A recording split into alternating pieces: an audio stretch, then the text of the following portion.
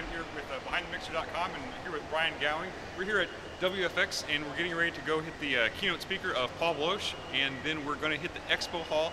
And hopefully during this time we're going to be able to get a lot of great information together about new gear, new things that are going on, and get all that to you, in a really cool, fun way. Now, Brian, take the freaking camera off me. Later.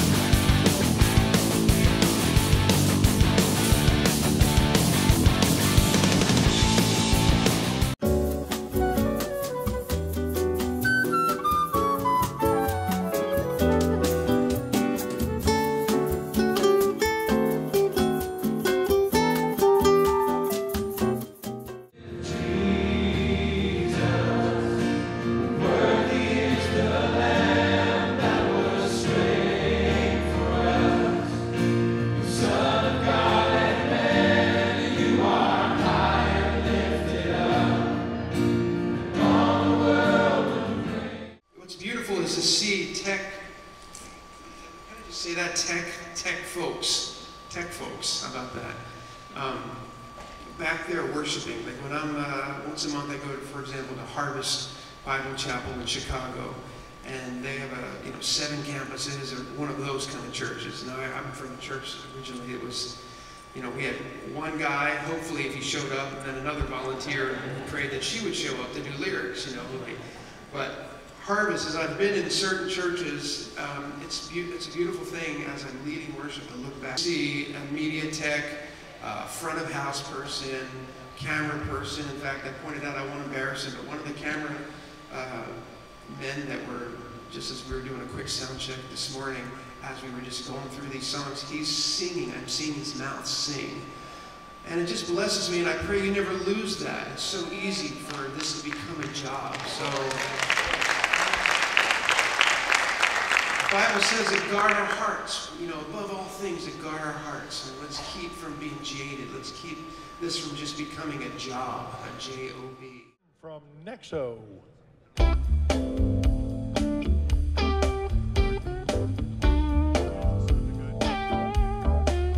I was grinding through my day, stacking cut out time to strength. When in walks Franny from NYU, we were quiet and iron back then. Talked about a film, shows and CDs. Don't know what else. That's a good way to do it. We'll just record that. All right, our last system on this side of the room is HEL 30 from RCF.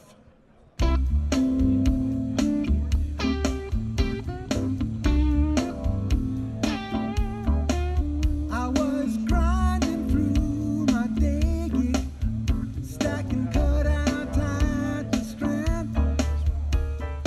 In walks Franny from NYU. We were quiet and iron back then. Welcome to whatever in the world this is, because we've just started the podcast, and that's been, of course, audio only, but Brian and I are together at the WFX conference, and we thought, hey, we've got a video camera, let's have some fun with this, see what happens. So today he and I went through the first day of the conference, saw a lot of great gear, met some great people, and we really wanted to talk about, I think, tonight about what you can get from going to a conference, the good things, but also just some things to watch for if you ever go to a conference, because there's some mistakes that you can make that can be very costly, and I'm just going to hold it at that, and just talk to Brian and say, first of all, what did you think of the conference today? I think the conference was pretty good. Again, you have to set your expectations for what you will expect to get out of the conference. My expectations coming in where I wanted to see what some of the new gear was. I wanted to talk to some of the manufacturers, get my hands on some of the equipment, and I was able to do that. I didn't come to the conference expecting to get a whole lot of training on that. I knew that because of the way this conference is, there's a lot of project management or building, design build companies here, and a lot of the architectural stuff. So you have to go in with the mindset of knowing what the conference is before you actually go to it. Otherwise, you can easily get disappointed or, have expectations that aren't met. Right. Yeah, and I agree on that. I mean, there are a few sessions I'm going to catch tomorrow, and it has to do with mixing. I might hit one on lighting or film tomorrow, and it's not with the intent to go and learn like from the basics to something up here where I can do something, but I just want to say, okay, I want to get a better understanding of this type of lighting process or the basics of doing filming for any sort of a church production. And that's the kind of stuff that I can pick up here. It's not like some of the bigger conferences where you can go and get like credits toward CTS certification. But there is a lot of good stuff that you can learn. Now, one of the things I love about conferences is just the networking. We were able today to talk to, actually tonight, Jared Koopman. We talked to Doug Hart, and I can't remember who else we talked to, but just other people from Behind the Mixer Facebook community. And so I love that aspect of just, talking with friends and finding out what's going on a face-to-face level. Do you? Yeah, part of the beauty of conferences is meeting people that, once you start going to conferences, once you've been in this game for a while, because we're pretty much an introverted bunch, going to a conference like this gets you out of your comfort level. And then you're meeting other people that you've either met at other conferences or, have attended other conferences and that kind of stuff. So there's kind of like that, long lost family type feel. It's like, oh yeah, hi, how you doing? I haven't seen like Van Metschke since he was out in California, and he was at the CCI Solutions booth today. And it was cool being able to catch up with him and just, talks, how's your family, how things going, And it was neat being able to catch up on a friendship that we've had a while ago, and, because we've both been so busy, we haven't actually been able to connect, outside of a conference. So stuff like that's really, I think, one of the beauties of conferences. Yeah, and definitely, and what I would add to that is, online we can talk on forums and emails all day long about, certain things that are going on. But when you go to a conference, you can sit down with somebody and just dig into details of problems that they're experiencing, or sometimes just things that they've learned that's so much easier to share face to face than it is to do it online. So I mean, definitely both of us know the value of being in an online community, but when you can, hit a conference so you can start those one-on-one real interpersonal relationships, because that's going to help out a lot. Now, another interesting thing that's come through that is, it was less than a year ago that your church conference was. When was that? Actually, it was this year. Okay. It was 2017. It was in April. Okay, so April, May, June. So I'll let you count the fingers. And we were talking to Tim Moore from Sennheiser, and we had met him actually back in January at a Sennheiser event we were invited to, but now in short order, by seeing him and some other Sennheiser people, now we go to the booth, and next thing you know, we're talking like we've known each other for a while. We can talk gear issues. We can find out what's coming up, and there's not this us and them feel, which I find is easy to do when you're online, because everything is just a web page or a picture. and now all of a sudden, Sennheiser is a face and a name. It's Tim or Eric or Oliver, and that's a fabulous thing that you can get when you deal with conferences is talking to these different companies and getting to know really the people behind the company, because there's some companies where their reps, I'm just like, okay, I don't even like the reps, and so I'm going to avoid those companies because if they don't have a good vibe, or if they can't deal well with customers on a one-on-one level, then I don't want to deal with them on an online level. Yep. Now, that being said, it's really easy to go to a conference and look at a lot of great gear. I mean, we saw mixers from Allen and Heath, Avid, Digico, Lawo. Yeah, that's another one. Yamaha. KDAC. Yep. And it's you cannot buy products at this conference, but it's really easy to get talking with a rep and get sold on a product, and then go back and say, okay, we're doing our upgrade. I think we should buy this product. Well, when it comes to buying a product, you know what? I'm going to send it to Brian, because he's the one that first brought this up when we were talking about this earlier. Yeah. So with conferences, the beauty of it is you see all the gear there.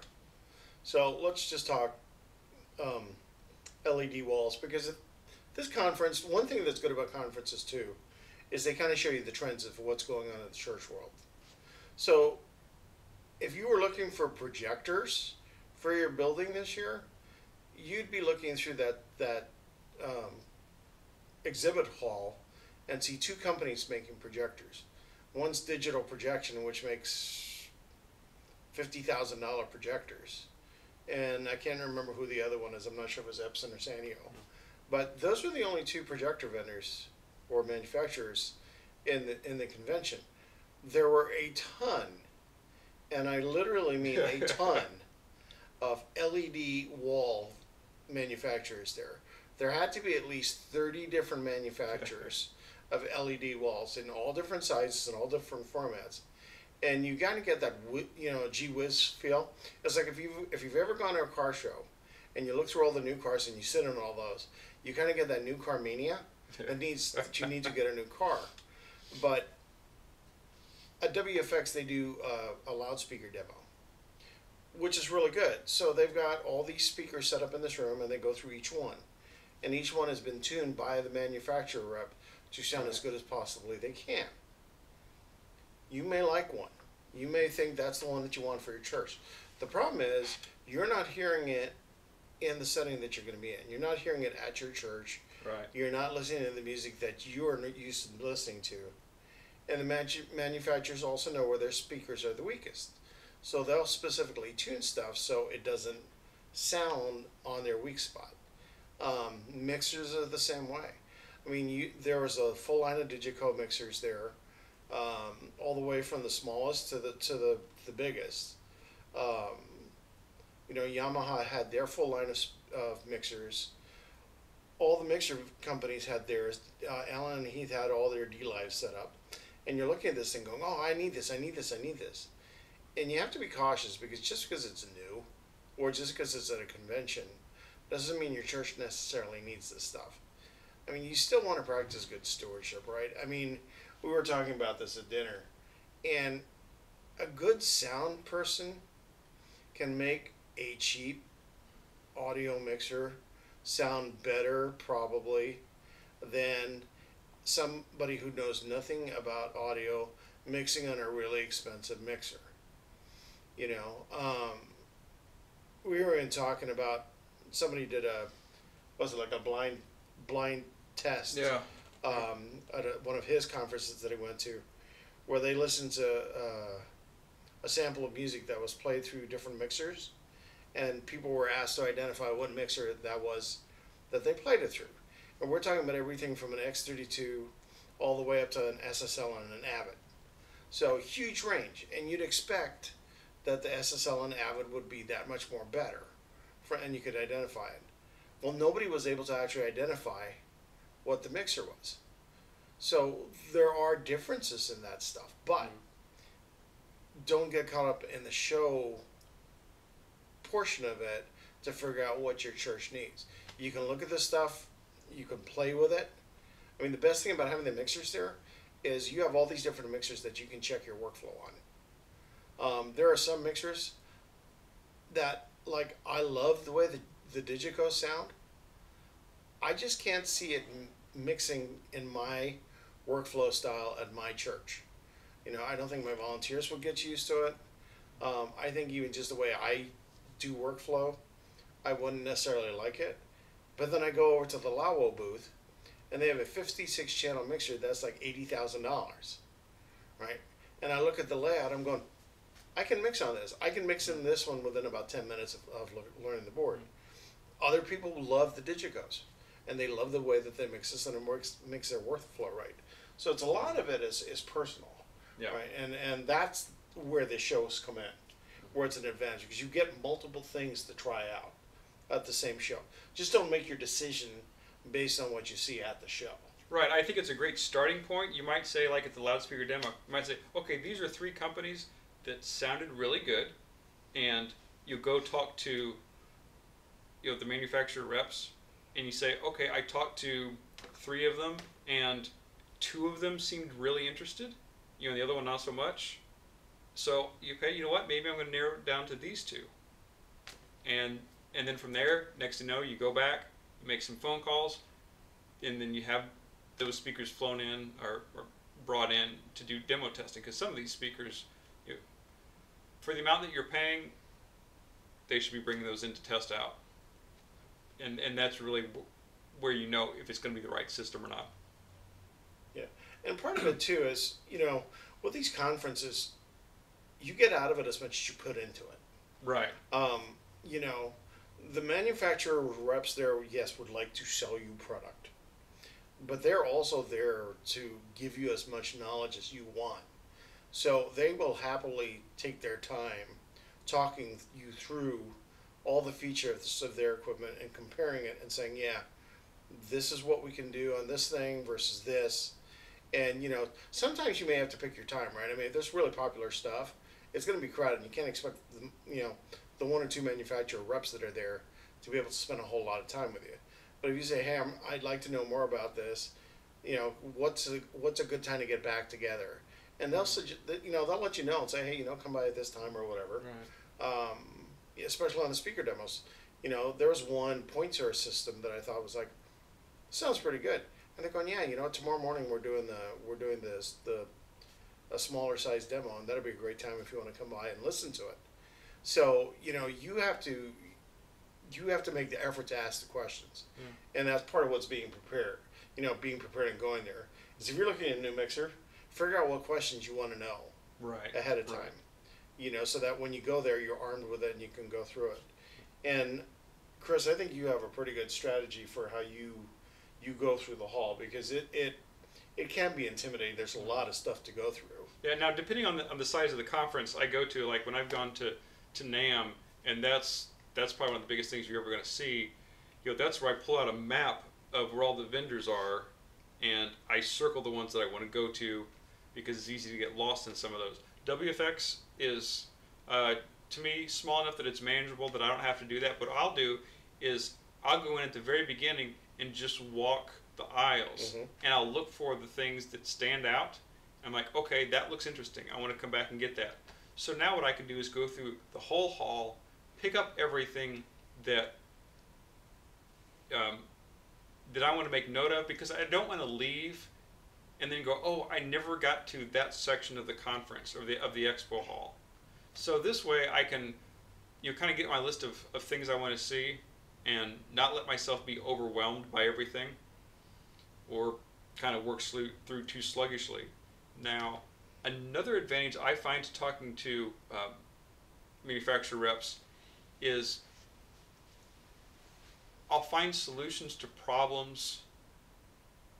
Well, I'll find solutions to problems, or I'll hear of creative solutions to problems. You know, somebody might say, well, people were trying to do this sort of miking, and the best we have is these microphones, but what they were able to do was this and this and this, and that was the solution they came up with. and I can take that and go, wow, I can apply that same solution to this problem I have over here. You know, whereas when you're online, it's just the more people you talk to, the better it's going to be, and the more you can learn from what you put into it.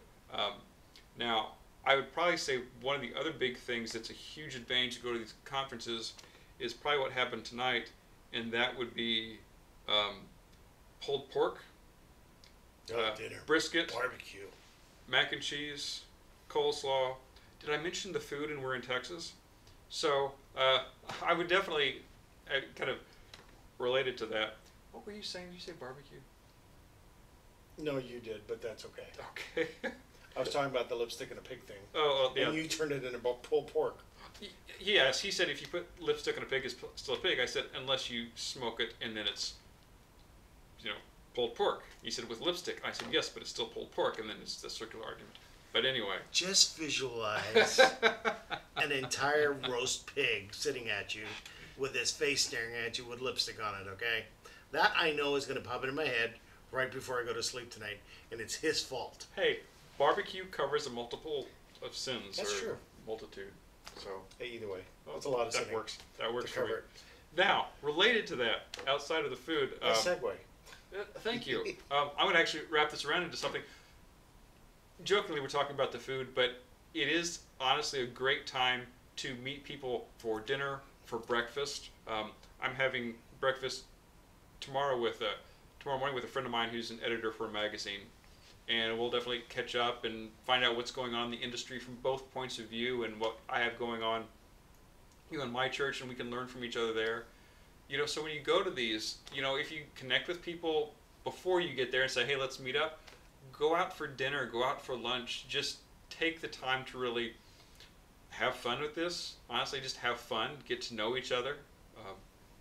And that's where then these relationships go on to where now if something's going on in your church and you're stuck with something, you've got somebody you can call and talk to. Yeah, and just some advice from people that have never gone to a conference before. A couple of things. Make sure you eat a good meal before you get to the conference, and make sure you stay hydrated. Because once you get to the conference center, chances are you're going to be paying like $10 for a crummy sandwich and like $4 for a bottle of water. Right. Now, this is Dallas and it's a convention center, and I've been to other ones where it's been cheaper. But, be aware that the food's going to be more expensive at the convention center. And if you map things out carefully around where you're staying, you'll be able to find places. And stay away from any place that's connected to a hotel because it's guaranteed to be more expensive than some other place. We walked a little bit further, about 2 blocks from the hotel? Yeah, I think so. Right. Tonight, and the barbecue place was like really reasonable. For lunch today, we were at the hamburger place, the Chop House place. Yeah. And that was right down the street too. And the burger was really good, and it was really like reasonable. 5-star rated restaurant. So. Yeah, there are going to be a lot of people that you'll meet at conferences, even for the first time.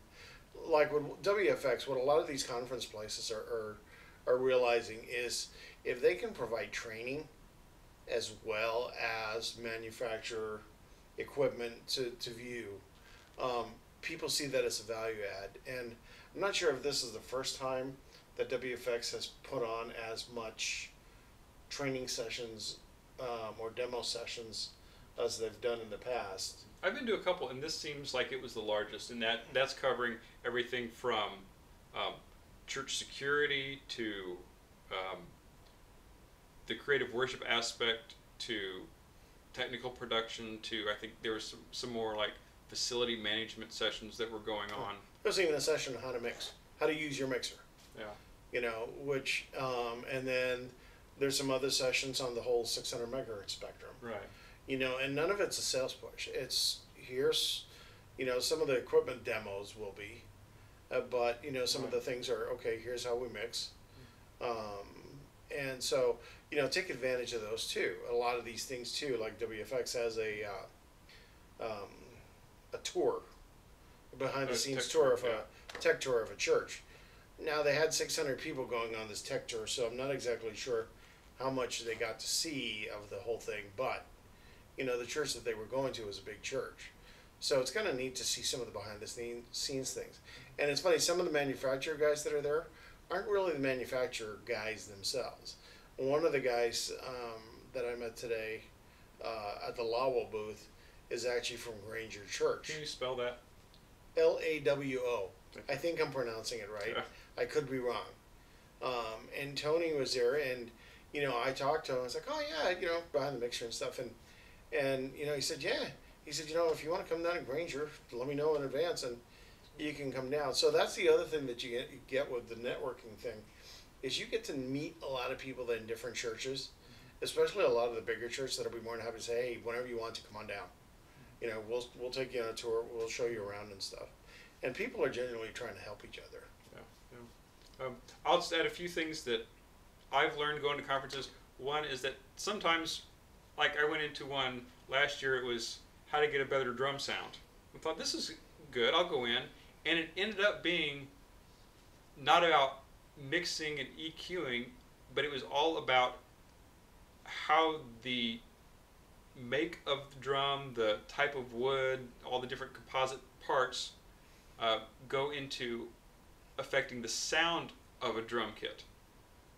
Which at first I go, oh, that's disappointing, I didn't learn anything about EQing, but then the flip of it was I learned so much about drum kits as the parts. Now when I go back, if we say, okay, we want to change this out on our drum kit, I can say, well, for a better sound, let's change this. Mm-hmm. Let's alter that. Because, you know, where do you make the best changes in your sound is the closer to the source that you can get. But I've also had times when I've been disappointed, and that's where there's really, I mean, a top level audio engineer, and he's actually doing a session tomorrow, and it's, you know, how to mix on this high-end console, which the first time I saw him, I think it was a year or two ago, do this, I thought, wow, this is going to be great. I'm going to go in and learn all kinds of tricks on how he does this sound, because he's mixing secular level top tier musicians. And what happened when I went to the session, it was all about, well, I use this plug-in on this high-end console and I set this setting. I'm like, okay, the average Joe like myself, even though my name's Chris, doesn't have access to those plugins. Come on, laugh, this is funny. No. You know, to me, it was disappointing. And that just comes with it. Yeah, you, like Chris said, you will have hit and miss stuff, right? But there's going to be stuff that you're going to be like, oh, this is pretty good. Then other stuff that you're going to be like, oh, this sucks. You know, so you kind of take your role with it. The good thing is with a lot of these conferences, they repeat the sessions over. Yeah. So you can miss one day because you're going to another one, and then you can swap it either in the afternoon or later on that day or whatever. So they realize that people are going to want to attend multiple things. Now, if you go with a team, it makes it easy to split up, because then you can have some go to this, some go to that, and you compare notes afterward.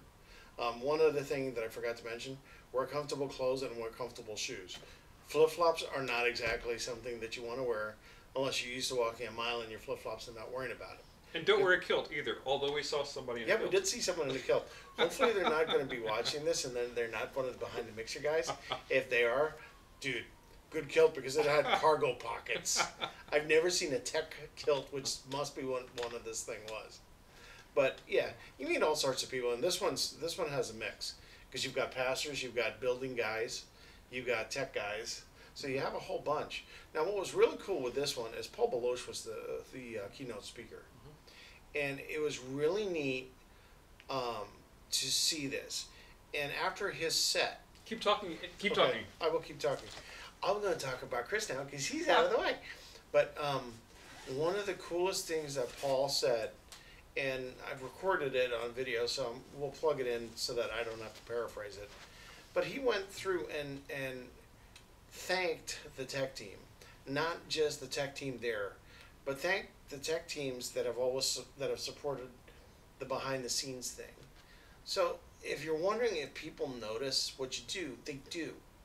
I mean, if you have someone like Paul Beloche that will stand up in front of a crowd and just flat out say, you know what, I need you guys more than you guys need me, pretty much, and just thanking you, you have to realize that actually does, people do notice when we're there. And I know some of you guys are going through hard times and stuff and, you know, getting burned out. But I wanted to point that out because I want you to get some hope out of that. And that's the other thing that some of these conferences do, because you have a total different bunch of conference styles. Right. You've got, WFX, which is Worship Facilities Expo. So it focuses on a lot of building stuff and facilities and that kind of stuff. You have Sweetwater's Worship Connect, which is kind of more a touchy-feely thing where it's more, teamwork, communication, how to work together, how to do these things with technical stuff built in. You've got NAM, which is a secular show, which is the National Association of Music Manufacturers.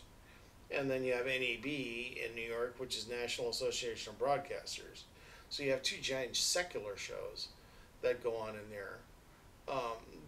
You might get training, but you're definitely not going to get it just centered on a church side of things. Now, what you do get with the bigger ones like NAM and the others is like at WFX, I can go to a booth and talk to a representative from a console company, from any product company. But if you go into one of the big ones like NAM, okay, now you're talking to the engineer who designed something.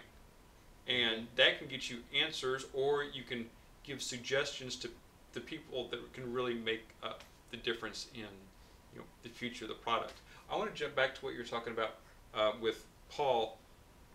Oh, you got your notepad. I do have my notepad, but it requires me to have my glasses. You wrote stuff on them. I did.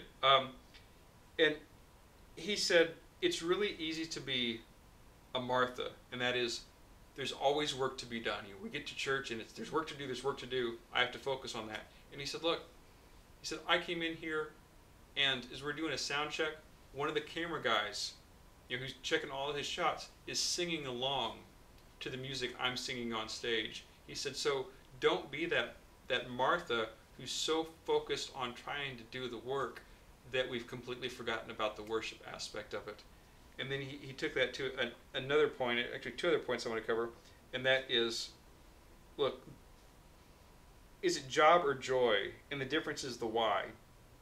Do we do what we do out of joy, or do we do it because it's a job? And he took that to another level, and he says, ask yourself, why do I do what I do?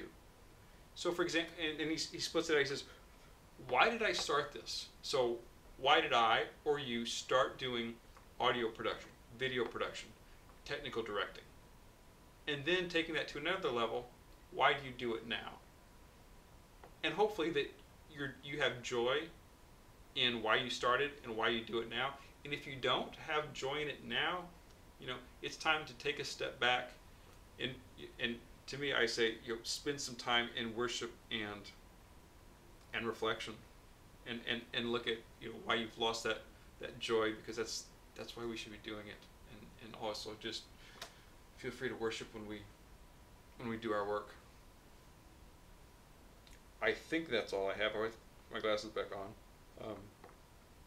Yes, I actually do have a bit of his audio I recorded on my iPhone, which I might save for another podcast or expand upon some of these points. But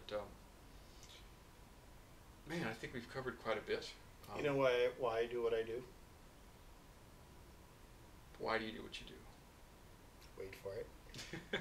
Because I do wah diddy dum diddy do. Sorry, it's the pulled pork. Check, dude. please. Yeah, okay, sorry. This is me and Chris. Oh, this is great. And stuff. But yeah, so don't be afraid to look at different conferences. And every one of them will be at a different price point too. There are one-day conferences, there are two-day conferences. I don't think there's any more than two-day conferences, really, right? No, like anything that's more than 2 days, that's where you get into the conferences that are so big they have to go that long. Like NAM runs, I think it's usually like 3 days. 4 days. Oh, is it? Wow. Yeah, they did like, what was it, almost 100,000 people. But it's because what they have is the first 2 days are open just to those who work in the music industry. I was able to go because I was able to go with a press pass. Then your other 2 days, then it's just general admission. So if you do ever get an opportunity or want to go to those, try to work with a vendor to somehow get in during one of those those first 2 days of where it's people just in the industry first, because there's going to be a whole lot less people, and that's where you're going to find it easier to make contacts with people. And it's usually pretty easy to get those tickets. I mean, if you subscribe to any of the magazines, the church magazine, production magazines, sometimes they'll even have a thing in there where it's like, get free pass, or there'll be a vendor. And, worst case, you can always email a vendor and say, hey, can I get a free pass? I'm interested in this equipment from you. Vendors don't have a problem giving people passes. Yeah. So that's another option too. And like I said, there's quite a few conferences out there. Most of them aren't that expensive. No. They're fairly inexpensive to go to. Yeah. We have covered a ton, and it sounds like the police are here. So, I didn't do it. we might want to turn the lights out and close the shade. I'm not going to be in the dark with you. Sorry. So, also, it's always, did we mention it's fun to catch up with other people and do video podcasts? And even like with me and Chris, I mean, we talk on the phone quite a bit, but it's still nice to get together in person and just hang out as friends, That's one thing just for you guys to know. We'll cover this in another podcast probably, which I like the way I segued into that. I did, that was beautiful. But, we're going to talk about communication too between the tech team and the worship team and better ways to get that built, because I've been to enough churches where, I'm coming in specifically to play a referee between the worship team and the tech team. It always breaks my heart when you have that, because you've got this tension between both of them. Without tension, you can't get into worship. Yeah. It doesn't matter. Yep. So, but, conferences are fun. It's like adult Disneyland. And, and just remember, too, you can get really jaded really fast. You go to a multi-day conference, by the time you're done with the second day, everything looks the same. Yeah. So, we hope this has been great for you. I would love to see you guys at a conference. There's big conferences, there's small conferences, there's national, there's regional. Do what you can, get out there, because you know what? Going to these is in some way going to make you better at your job, and that's what we want for you, is for you to be able to go in and every week and be better and better and better, because ultimately, who is it that we're serving? Yep. We're serving musicians, we're serving the people, but we're serving God, and He's working through us to bless those in front of us. So, Amen. Brian, thanks a ton for this. Yeah. Check out the Behind the Mixer podcast. That's at behindthemixer.com/podcast, or go to iTunes, Stitcher, Google Play, any of those. You can look up the Behind the Mixer podcast. Also, check out the website, guides. Check out Brian and I on the Facebook group. You know what? We just love supporting you, and thank you. Okay. Goodbye. Hey, if you like this video and you want to see more of it, let us know in the comments down there.